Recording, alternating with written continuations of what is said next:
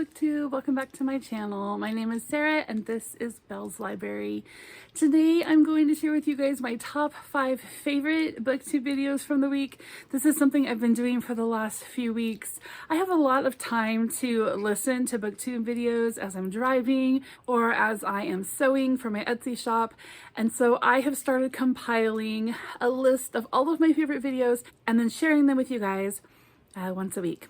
So tonight I have 5 brand new to me booktubers to introduce to you guys. Let me know in the comments if you are familiar with these booktubers. Everybody was new to me, although one woman, Kate Howe, I had heard of before from Katie at Books and Things. So the first video I want to share with you today is called The Bright Side of BookTube. This was shared by Randy Ray. And he is responding to a video that I actually did watch before I even saw this video of his by Rekindled Reader, which is called The Dark Side of BookTube. I tended to agree with a lot of Randy's points as he drew out the good and positive and fun parts about BookTube. One of the things he talked about was the fact that a lot of booktubers have a lot of books and a lot of TBR. Now, I have told you guys before, these big shelves behind me, so the one here behind this finger and the one over here next to it, they are packed out 5 shelves each. So 10 shelves altogether of books that I have not yet read that are on my TBR. I have always had a real big TBR, 200 to 300 books. It may be over 300 books now, but I like shopping my own library because I'm definitely a mood reader. I'm a very eclectic reader, and so it just really depends on my mood as to what I want to read. And so I love it when I finish a book late at night and I can come into my library and I have so many different fiction and nonfiction books to choose from in many different genres, just to fit whatever mood I'm in, maybe to sort of distract from something that, you know, I was left with when I finished that last book. Maybe I need to sort of have a palate cleanser before I go back into that same genre again.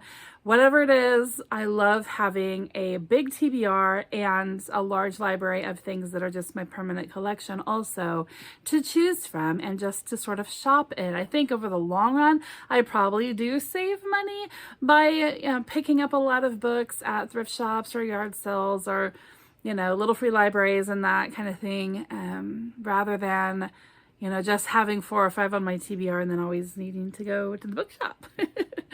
I don't visit my library very much, and there's a lot of reasons for that. Maybe I'll go into that on a different video. Not necessarily a bad thing, but I just don't very often. So anyway, he kind of went into that. I really agreed with those points. He made a lot of other good points, so go and watch that if you get a chance to. The Bright Side of BookTube by Randy Ray. All right, and then next up are actually 2 videos that are Victober announcements. So many of you know Victober happens every October. It's where we read books that are from the Victorian age. And so there are several co-hosts for Victober. And I watched 2 videos from co-hosts Kate Howe and Katie Lumsden. So Katie Lumsden is the one that I watched last year where I learned about Victober, and then she had mentioned Kate Howe. So I had that name kind of in my head, but Kate Howe's video actually popped up in my feed a few days ago. And so I went ahead and watched hers. Now, each of the Victober hosts have their own sort of challenge for us readers. And so Kate Howe's was along the lines of religious books, looking into religious themes in Victorian literature. And so I liked watching this because she had a huge list of books I had not heard of that all had religious themes that were written during the Victorian age. And so that was a fun and really educational video. I added a lot of things to my list. I don't particularly seek out books on religion on purpose, but it was kind of neat to get this whole list of books that, you know, I had not heard of before. So I enjoyed that video from Kate Howe. And then I also watched Katie Lumsden's announcement video. And she gave a lot of good information as well. Her challenge is on the use of form. And so she talked about tons of examples of how the Victorian authors that she was discussing played with form in their books. So if you haven't watched anything on Victober yet, check out Kate Howe, Kitty Lumsden. There's a couple of other co-hosts. I'll try to tag everybody that I can find in the description box. You guys can go and check those out and prepare for Victober. All right, I lied when I said that these were all new to me authors. I forgot Olive from a book. Olive is my number 3 pick. I have not yet featured her in the top 5, but I do watch her a lot. She's one of the first booktubers that I found when I first discovered BookTube, and I love her videos. Most of the videos I've watched from her are about nonfiction books, and a lot of them are fairly current. She really goes into depth when she gives her book reviews, and I really appreciate that. It's something I aspire to. It inspires me, encourages me. I want to read everything she ever talks about, and it's not even stuff I'm usually interested in. It's just that she does such a great job at presenting the book and just making you very interested in reading it. So I really appreciate the time that Olive puts into her videos. The video that I watched was on the books that she had read this summer, and she specifically talked about a couple that really made me think. I added them to my wish list, and one of the things that she brought up was how reading certain books actually helps exercise her empathy muscles. She was talking about how she is a very just straightforward sort of a critical thinker, and sometimes has difficulty with emotion as far as bringing emotion into her thought processes on things. Does that make sense? I might not be explaining this very well, but I don't want to put words in her mouth, but that was kind of the general idea I got, was that things were very straightforward a lot of times in her mind, and so sometimes she needs some of the books she reads to sort of help her to see the emotional side of things, and maybe the someone else's perspective that she may not have thought of before. Anyway, I really related to that whole concept that she was talking about. For me, I have a hard time sort of imagining someone else's point of view. Once you share with me your point of view, you share with me your perspective, then I'm like, oh yeah, that totally makes sense. Whether or not I agree with it is not the issue. It's that I now understand, oh, there are other points of view out there. And for me, and this is definitely just for me, I feel like some of that is a little bit of a narcissistic issue that I might have. Growing up, my mother always told me that I was the best at everything, that I was the prettiest, that I was the smartest, that I was, the best at everything. And as much as I appreciate that, and I wouldn't want the opposite, right? She sort of built an arrogance in me that I am completely responsible for holding on to. But I have had to sort of learn that I'm not actually the best at everything. I'm not actually the smartest person out there. And so I have a difficult time sometimes recognizing other points of view, or sort of maybe anticipating them, right? Like when I think about a situation, whatever perspective that I think of after I've sort of, molded over and looked at it from what I thought is a very, objective and critical thinking point of view, then I come up with the best scenario, and I figure, well, that's the right way because of course it is. That's what makes sense, right? After I've thought this through, it has to be the right way. And then I'm presented with a completely different way, and I struggle. Like, what do you mean? There's no other way.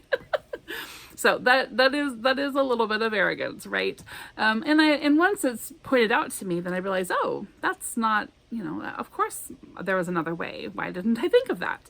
The problem is I just struggle to think of that. So I'm not really sure what that is. And I'm not even sure if that has anything to do with Olive's video, but that was what was kind of going through my head as she was talking about how the books that she reads help her to develop empathy. Now, she talked about a whole bunch of other stuff in this video, so it was definitely not the main topic, but there was just one little snippet of what she said as she was discussing the many things that she enjoyed this summer that really stuck with me. That yes, reading does help us to see others' points of view. It helps us to put ourselves in other people's shoes, right? And especially, for myself, I've had such a cushy, easy time of it. I have a really easy life, and you know, super thankful for that, of course. But sometimes that can keep you from really seeing other people, right? And, you know, depending on where you live, maybe you're not even exposed to a lot of the hard things in the world.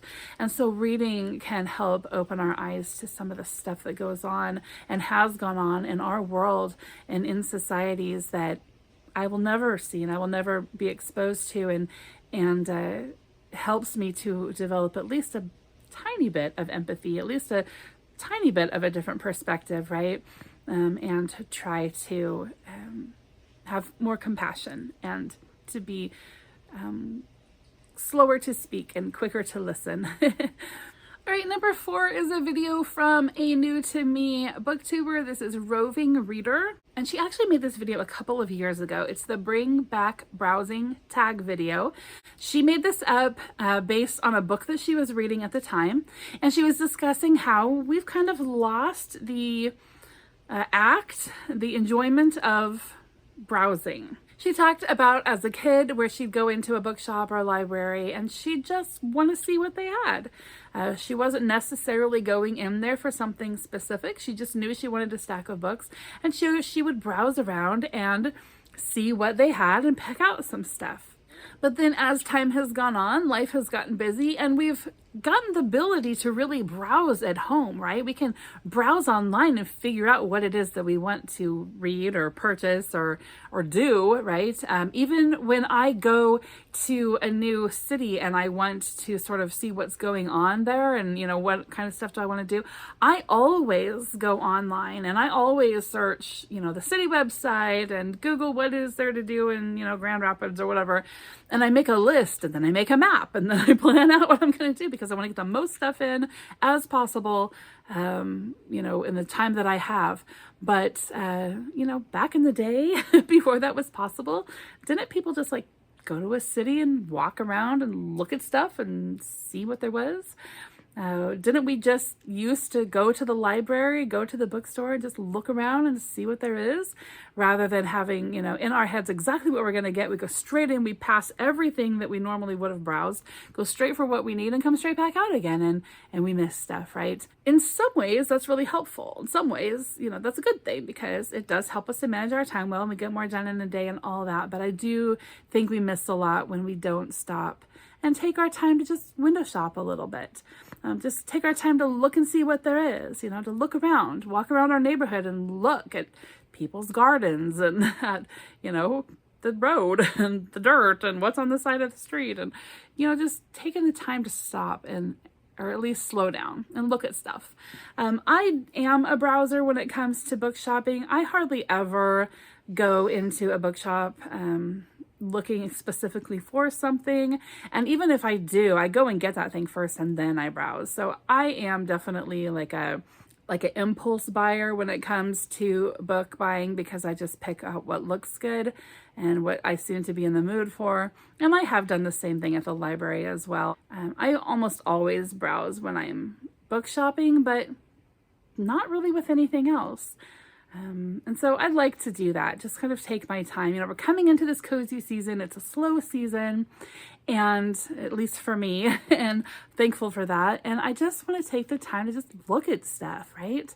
Browse my house, just walk around and look at things in my neighborhood, and just slow down. So it was a good video. It encouraged me to slow down. I don't think I will actually do the tag, but I really enjoyed some of her points in that video. All right, and then finally, the number 5 video on here is from In Search of Wonder, also a new to me booktuber, and she has started something new called a poetry pop-up. I can't remember how often she said she's going to do this, but every now and then she's going to do a poetry pop-up on her channel where she reads some poetry and then encourages us to do the same thing on our channels, do a poetry pop-up, stop and read some poetry. And so I liked this video because I think it's a great idea. And I liked how she read her poems. I thought she had a really great voice for that, and she did it very enthusiastically and well. And it was encouraging to me because that was one of my goals this year, was to read more poetry, and I have so far totally failed. I don't remember how many poets I wrote down that I was going to read this year, but I really think I've only read Emily Bronte, and I actually don't have a problem with that. But I do have a problem with not completing my goal. So I may need to pick out some poetry and read a little bit more. But I loved the poetry pop-up idea, and I just might do that. I really don't like poetry, and I very rarely find something that I enjoy reading or that really speaks to me. I write poetry well, but I don't like to write poetry. And so it's just one of those things that I did not enjoy studying it in school at all. The form and the whole iambic pentameter or whatever. I was just not into that. I did not enjoy that at all. But I think that it's a good thing to study poetry and a good thing to practice writing it. And so I probably should some more. One of the special things that I have in my family is my grandma, who passed away when she was 49. I was only 7 years old when she passed away, but she left us some of her poems. And then my mother writes poetry, and I'm sure if my family were to rifle through this library, they would find some journals where I have written some poetry, but I don't want to admit to it. So anyway, poetry pop-up, I think it's a great idea. I just might do it. But either way, I am looking forward to hearing the ones that Anne shares at In Search of Wonder. So check her out. Subscribe so you don't miss her next poetry pop-up. Guys, I hope you enjoyed this roundup this week of my top 5, actually 6 this week, didn't I? Talk about 6 favorite BookTube videos. If you have some videos that you would like to share with the rest of us, make sure and tell us down in the comment section. Don't put the link down there because YouTube usually hides comments with links, but just tell us the name of the booktuber and the name of their video. We'll go find them and watch that video and just be exposed to some booktubers that are new to us. There are so many people on this platform making great content that is inspiring to us readers, and just people putting a lot of heart and soul into their videos, and I just love to support that. So I hope you guys will do that. I hope you're having a beautiful day, a great weekend, and I will see you soon. Bye-bye.